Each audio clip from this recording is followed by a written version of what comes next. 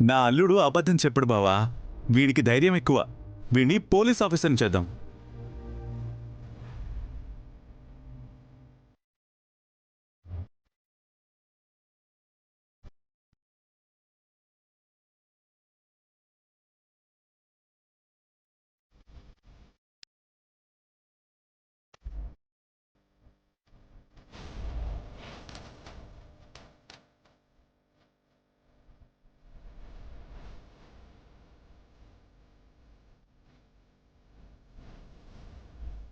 శౌర్య, చిన్నప్పుడు పోలీస్ అవుతాను అన్నావే, అప్పుడు చూశాను. ఇప్పుడు నువ్వు పోలీస్ అయ్యాక చూస్తున్నాను శౌర్య. గర్వంగా ఉంది. అనుకున్నది సాధించావు. కళ్యాణి, అనుపమ, జాగ్రత్త. మీరేం దిగులు పడకండి మావయ్య, నేను చూసుకుంటాను. త్వరలోనే మీరు విడుదలవుతారు. అందరం కలిసి ఉండే రోజు త్వరలోనే వస్తుంది. ఆ రోజు కోసమే ఎదురు చూస్తూ ఉంటాను. చనిపోయేలోపు మీ అందరితో ఒక్క రోజైనా. అయ్యో అలా అనక మావయ్య. అమ్మమ్మ మనసు ఖచ్చితంగా మారుతుంది. శౌర్య గారు, ఇప్పటికే ఓవర్ టైం అయింది. Sorry sir. It's okay. మావయ్య, మేము వెళ్తాం.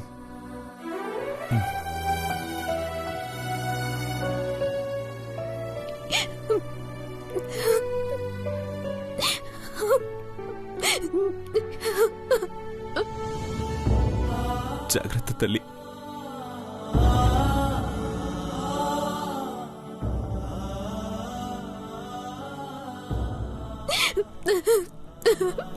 ధైర్యంగా ఉండు.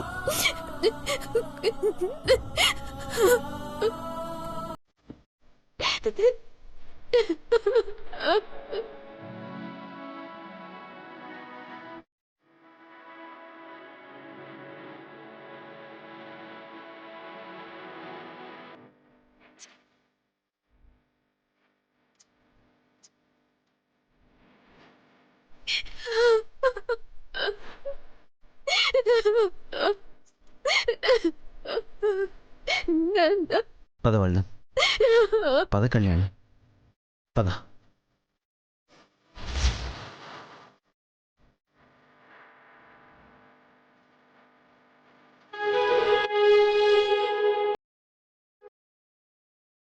ఆఫీసర్, ఎందుకలా ఉన్నావు?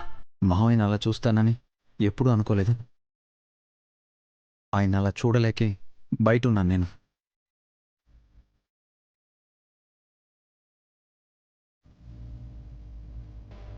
సరే, పద ఇంటికి వెళ్దాం.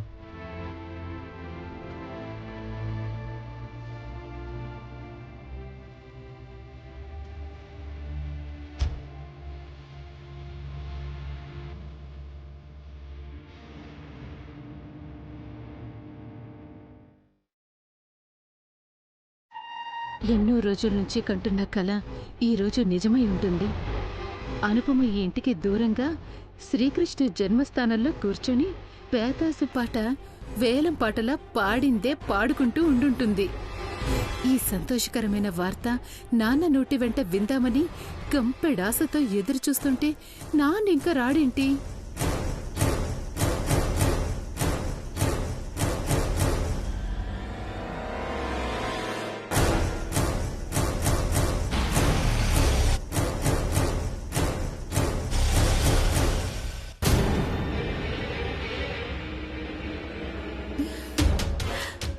నాన్న ఒక్కడే వచ్చాడు అంటే అనుపమకి శిక్ష పడ్డట్టే.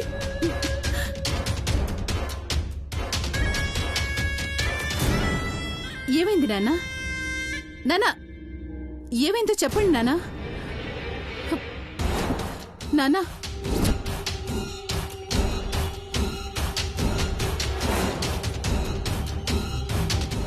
ఏమైంది నాన్న? అనుపమకి శిక్ష పడిందని బాధపడుతున్నారా? ఎవరి తలరాత ఎలా ఉంటే అలాగే జరుగుతుంది నాన్న. దానికి ఇంతలా బాధపడితే ఎలా? ఇంతకీ అనుపమకి ఎన్నేళ్లు శిక్ష పడింది నాన్న? ఏ జైల్లో పెట్టారు? ఏంటి వదినా నువ్వనేది? అనుపమమ్మ జైలుకి వెళ్ళడం ఏంటి? ఏం తప్పు చేసిందని చెప్పండి మావయ్య గారు. పల్లవి అడుగుతుంది కదా, చెప్పండి.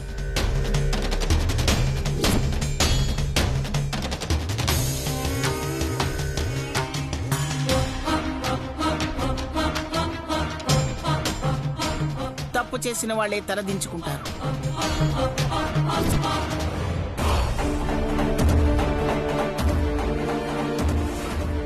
దమయంతి, మీ నాన్న చేసిన కుట్రలో ఖచ్చితంగా నీ పాత్ర కూడా ఉండే ఉంటుంది.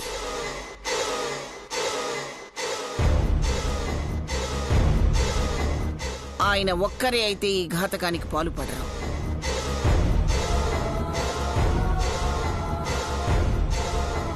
అయ్యో అమ్మా, అనుపమ జైలుకు వెళ్ళాలని నేనేదో కోరుకుంటాను.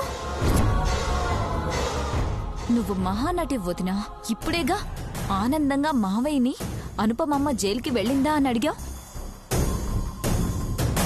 ఈ విషయంలో నీ పాత్ర ఏమాత్రం ఉందని తెలిసినా అజయ్కి పట్టిన గతే నీకు పడుతుంది.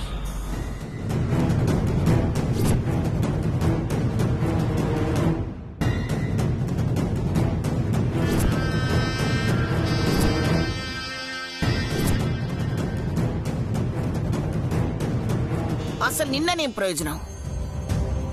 ఈ ఇంట్లో అందరినీ నెత్తిన పెట్టుకుని ఎవరేం తప్పు చేసినా తనదిగా భావించి బాధని దిగమింగుకునే అనుపమననాలి. అసలెందుకు అనుపమ ఇలా చేస్తావు? ఆ మాధురి వల్లే నీ జీవితం నాశనమైందని తెలిసినా మళ్ళీ ఆ మాధురి కూతురి కోసమే నీ జీవితం త్యాగం చేయాలని చూశావు. అజయ్ని కళ్యాణ్ని కలపాలని చూశావు.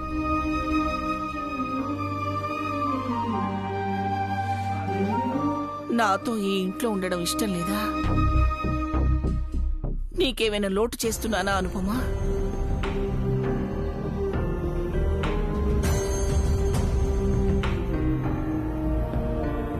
నా కన్న బిడ్డ కంటే నీకే ఎక్కువ విలువిస్తున్నాను కదా. అది మన బాధ కూడా. ఇప్పటికే కొడుకుని దూరం చేసుకుని 18 ఏళ్లుగా లోపల బాధపడుతున్నావు. నన్ను కూతురులా చూసుకున్నావు. ఈ అనాథకి అమ్మవయ్యావు.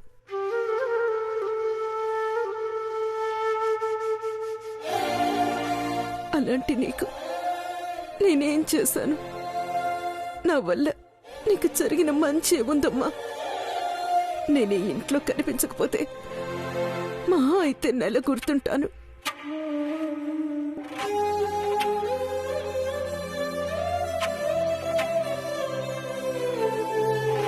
కానీ ఆయన ఇంటికొస్తే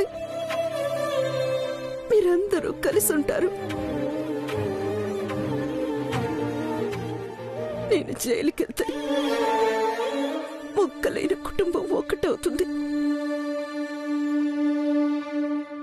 ఏంటి మనవరాలు అనాథగా మిగిలిపోకుండా ఉంటుంది.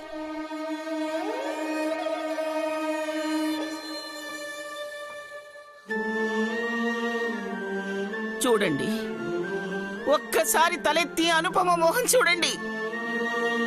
తన మంచి మనసును చూడండి.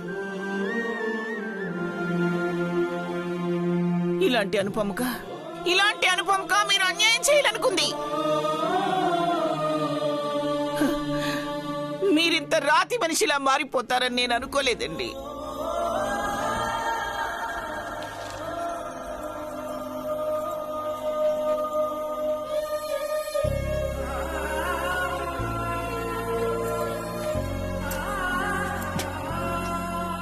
అనుపమా,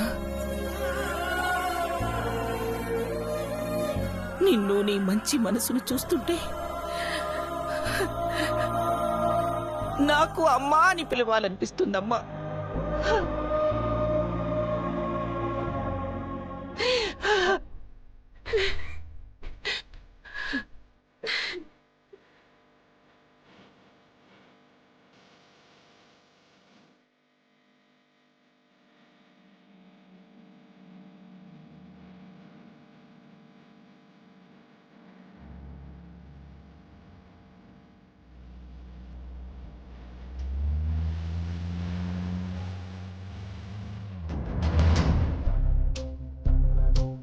అందరూ కలిసి ఎంత నాటకం ఆడారు.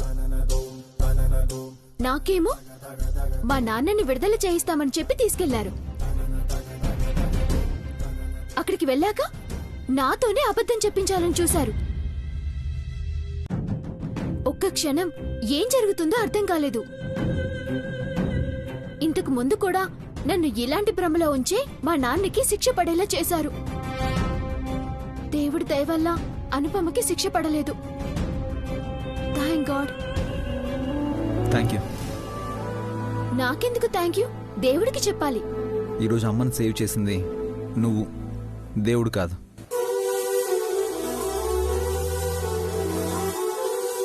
ఇందులో నేను చేసిందేముంది ఆఫీసర్? జరిగింది చెప్పాను, నేను చూసింది చెప్పాను. అనుపమ ఏ తప్పు చేయలేదు కదా. అవును. కానీ నాకు అర్థం కాని విషయం ఏంటంటే తాతయ్య ఇంత కఠినంగా ఎలా మారిపోయారు? అనుపమమ్మ గురించి అంతా తెలిసి కూడా మళ్ళీ అన్యాయంగా కేసులు ఎరికించి జైలుకి పంపాలనే నిర్ణయానికి ఎలా వచ్చారు? అదే కదా అర్థం కాని విషయం. బహుశా అది కూడా ప్రేమతోనే చేశారనుకుంటా.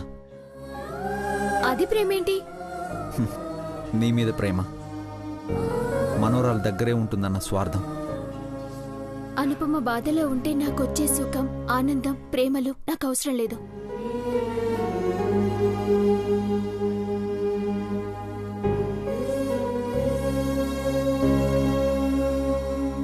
ఏంటి ఆఫీసర్ అలా చూస్తున్నావు? నువ్వు చాలా మారిపోయావు. ఒకప్పటి కళ్యాణికి ఇప్పుడు నా పక్కనున్న కళ్యాణికి చాలా తేడా ఉంది.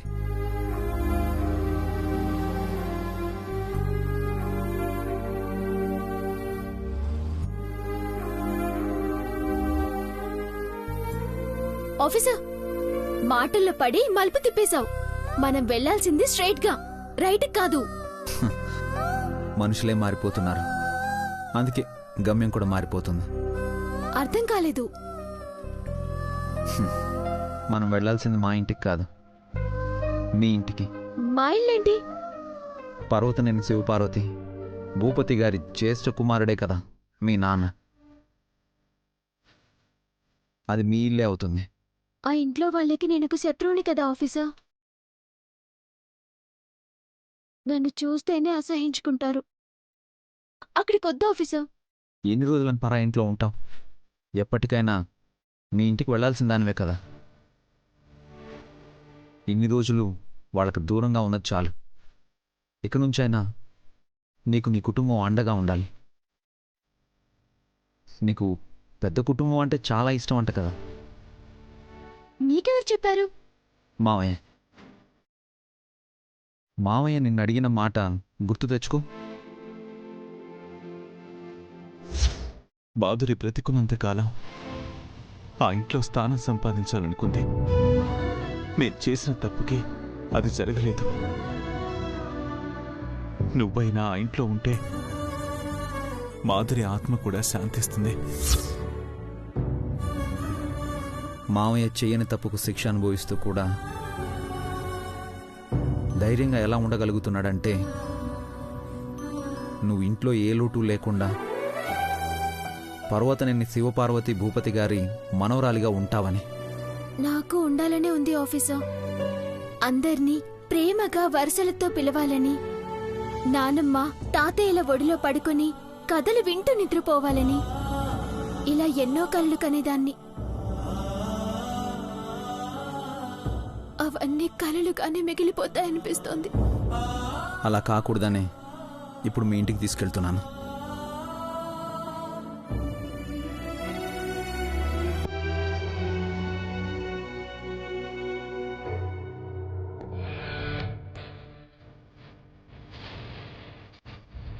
చాలా పగడ్బందీగా అనుపమని ఇంటి నుంచి పంపించాలని ప్లాన్ చేశాను. అందుకని కళ్యాణి మీద లేనిపోని ప్రేమని నటిస్తూ నాన్నని నమ్మించి పెద్ద డ్రామా ఆడితే అనుపమ ఇంటి నుంచి వెళ్ళకపోగా ఇంకా బాగా అతుక్కుపోయింది.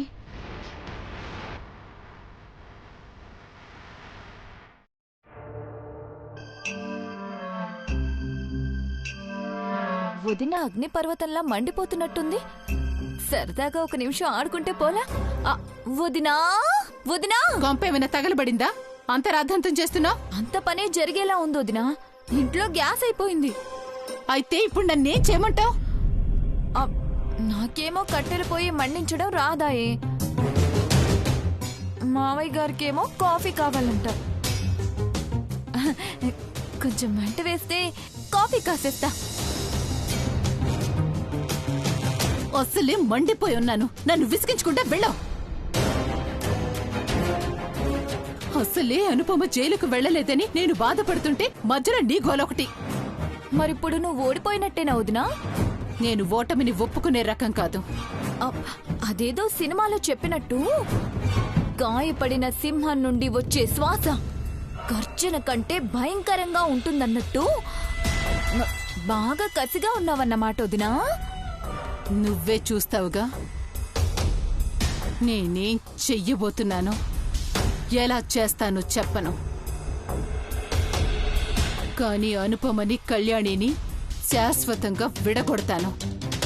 విభజించి పాలిస్తాను.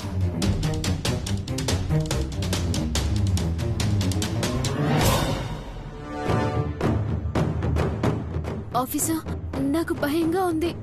నేనిప్పుడు ఇంటికొస్తే బామ్మగారు ఏమంటారో. తప్పు చేసిన వాళ్ళు భయపడాలి. నిజానికి కోర్టులో నువ్వు నిజం చెప్పి అనుపమమ్మని కాపాడావు. అది నీ ఇల్లు. ధైర్యంగా రా.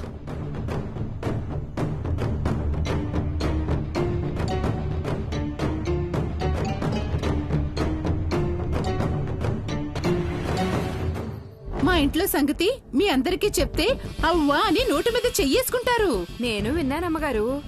ఎవరో పెళ్ళొచ్చిన దగ్గర నుంచి ఇంట్లో ఎప్పుడూ గొడవలేనంట కదా. ఆ విషయం నీదాకా పాకిందా?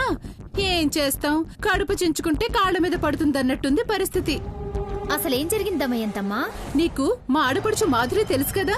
ఎందుకు తెలీదు? అజయ్ బాబును మాయ చేసి అనుపమకు అన్యాయం చేసి పెళ్లి చేసుకుంది కదా. అప్పుడు ఊరు నుంచి కూడా తరిమేశారు కదా.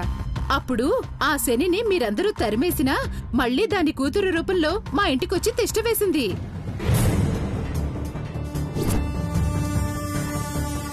మాకు మొన్నే తెలిసింది ఆ మాధురి చచ్చిపోయిందంట.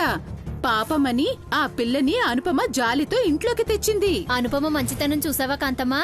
సవతి కూతురైనా చేరదీసింది. కాని ఆ పిల్ల వల్ల అనుపమ ఈరోజు కోర్టుకు వెళ్ళింది.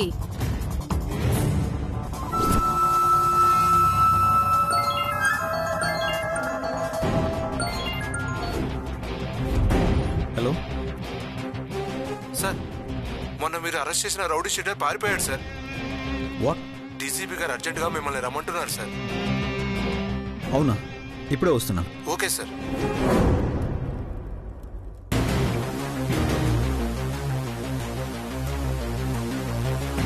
Kalyani, urgent call. నేను వెళ్ళాలి. ఇంటి దగ్గర డ్రాప్ చేయలేను. నువ్వు వెళ్తావా? పర్వాలేదు ఆఫీసర్, నేను వెళ్తాను. భయపడకుండా వెళ్ళు. జాగ్రత్త కళ్యాణి. అలాగే.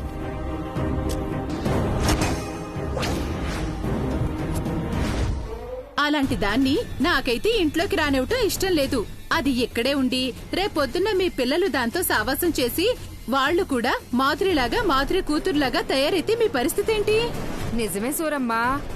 ఆవు చేలో మేస్తే దూడ గట్టును మేస్తుందా? మాధురి కూతురికి మాధురి బుద్ధులే వచ్చుంటాయి. ఆ ఇప్పుడేం చేద్దాం? పంచాయతీలో పెడదామా? అక్కడ దాకా ఎందుకు? మీరే తన్ని తరిమేస్తే సరిపోతుంది కదా. నిజమే, అలానే చెయ్యాలి. అప్పుడు బుద్ధొస్తుంది. మీ మంచి కోసమే చెప్పాను.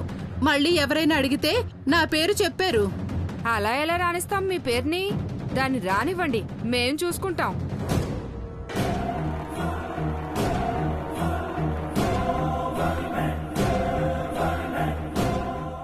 అదిగో వచ్చేస్తోంది. జాగ్రత్త.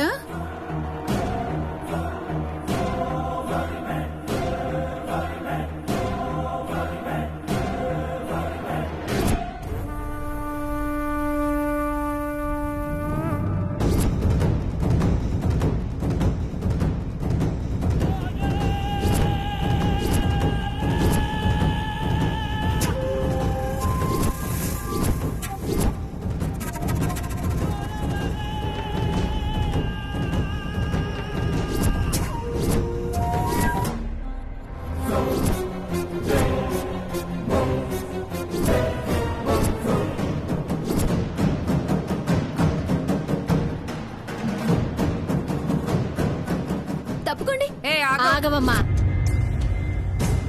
నువ్వు ఈ ఊళ్ళో ఉండటానికి వీలేదు. మర్యాదగా వెళ్ళిపో. నేనుంటే మీకేమైంది? నన్నుండొద్దు అనటానికి మీరెవరు? ఈ ఊర్లో పుట్టి పెరిగిన వాళ్ళం. నన్నెందుకు ఉండొద్దు అంటున్నారో తెలుసుకోవచ్చా? నువ్వు మాధురి కూతురు కాబట్టి